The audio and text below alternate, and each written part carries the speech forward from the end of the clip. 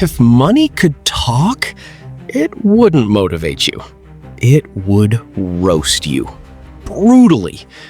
Because the way you treat money? Yeah, it's embarrassing.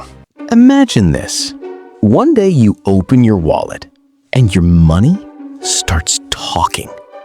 Not thanking you, not appreciating you, but straight up roasting you. Money! Oh, wow! Look who's here! The guy who spends $200 on things he doesn't need and cries about being broke. You! Hey, I work hard for you! Money. Work hard? You spend harder. You treat me like I'm unlimited, then act shocked when I disappear. Brain, I told you to save. I told you to invest. You. Yeah, but I deserved that new phone. Brain. No, you wanted it. Big difference. Money. He doesn't listen. I've been trying to escape this guy for years. You don't lose me. You waste me.